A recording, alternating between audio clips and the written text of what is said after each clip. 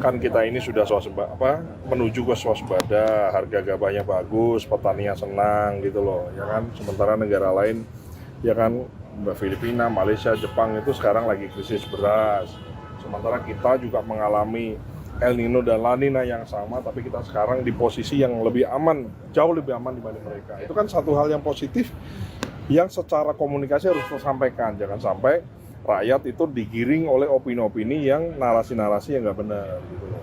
Itu salah satu kontribusi dari sektor saya sebagai Wakil Menteri Pertanian. Jangan kita kan banyak keberhasilan ya. Salah satunya paling kelihatan sekali adalah bagaimana pupuk lancar, itu rakyat happy. Saya bilang saya habis dari Kulon Progo, saya habis dari Bantul, saya habis dari Palembang, saya habis dari Sumatera Utara, saya habis keliling dari beberapa titik, Pak. Rakyat di bawah itu happy gitu loh, bahwa memang adalah ya kritik kita tidak artinya pemerintah tidak anti kritik bukan, tapi bahwa narasi kan juga harus dibangun dengan narasi yang baik. Jangan sampai opini orang itu asumsi orang itu kan tidak bisa kita kontrol. Jangan sampai dia dapat berita sepenggal berasumsi negatif, kan nggak bagus. Maka tugas saya adalah bagaimana memperbaiki asumsi yang baik di masyarakat bawah ini, bagaimana bisa menular sebaik mungkin. Nah itu kan sisi komunikasinya yang memang dari sisi kami, saya khususnya yang mengampu urusan pertanian, kita perbaiki. Gitu. Mas, apakah ini dipicu oleh itu tadi kritik dari media segala macam? Saya kira nggak ada masalah ya, kan orang semua bisa beropini dan lain-lain, kan nggak ada masalah. Cuman kalau kan gini, semua orang kan bisa beropini, ya kan, kecuali dia hate speech dan lain-lain, itu kan itu lain persoalan ya. Tapi semua orang kan punya kebebasan untuk mengungkapkan pendapatnya, apapun itu loh ya.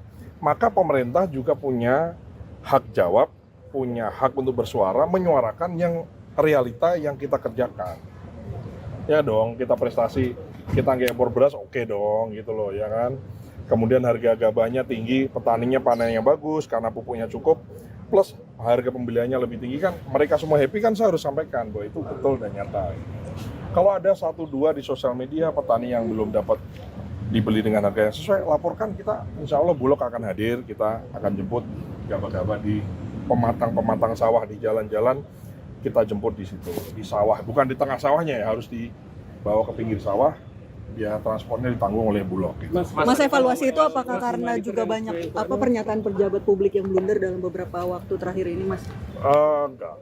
Ya ini aja, masalah kita kan banyak ya, ada kalau Anda perhatikan kan dari mulai banyak lah, saya kira program-program yang pro rakyat ya, yang berpihak kepada rakyat ya, misalnya contoh THR untuk ojol. Selama sejarah ini ada ojol selama bertahun-tahun, kan baru ini ada bonus hari raya, diupayakan oleh pemerintah. Walaupun yang memberikan adalah perusahaan, tapi kan ada kehendak dan keinginan dari pemerintah. Dan itu kan perlu diapresiasi dong gitu loh, ya kan.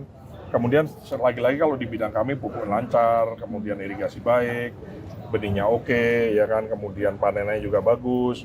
Alsintan kita lagi convert gitu ya, pelan-pelan kita dari yang tradisional pakai tangan kita bagaimana pakai mesin, dari pertanian oke, ya kan. Kemudian harga tiket diturunkan, kan bagus ya. Hanya kita perlu, rakyat sudah merasakan ya, jangan sampai yang tidak merasakan merasa dia tidak mendapatkan perhatian, gitu aja.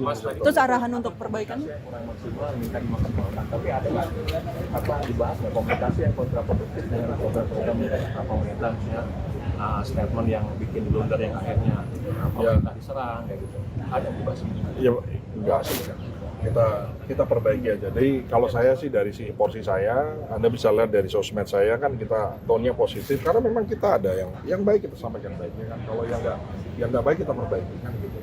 Bernegara kan tidak bisa 100% senang semua, 100% berhasil semua kan enggak. Pasti ada 1-2 pelan-pelan. Namanya pemerintahan Prabowo adalah kelanjutan dari pemerintahan sebelumnya yang sudah dibangun. Kan nggak mungkin negara ini dibangun dalam semalam kan, kita dibangun dari tahun 45 ya kan, ada perang-perangnya, ada konfliknya, ada perang saudaranya, ada pemberontakan dan seterusnya sampai dengan tahap ini. Nah, maka ini kan dalam waktu berapa, 5 bulan ini kan lumayan lah ya, terobosan dari pemerintah sudah banyak ya kan, ada Danantara mengkonsolidasi semua, dengan semua pro dan kontranya kita bisa efisiensi yang sempat secara isu juga agak melenceng, kita perbaiki komunikasinya, akhirnya rakyat juga akhirnya paham gitu loh, yang dimaksud dengan efisiensi itu apa dan seterusnya.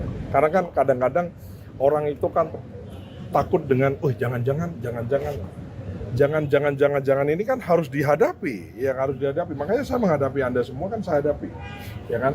RUU TNI misalnya ya kita hadapi, ya harus dihadapi kan. Apa yang mana? Akhirnya kan semua setelah dapat penjelasan, setelah mendapatkan sebuah penjelasan yang komplit, saya kira juga orang akhirnya juga paham gitu. Itu aja sih sebetulnya. Jadi kadang lagi rame, lagi hot, orang lagi pengen tahu, dia uber orang, mungkin orangnya ya slip tang atau mungkin barangkali penjelasannya terpotong, potongannya diviralkan seterusnya. Saya kira dengan sosial media kan begitu ya, kadang tidak utuh gitu loh. Nah, kita perlu penjelasan lebih utuh.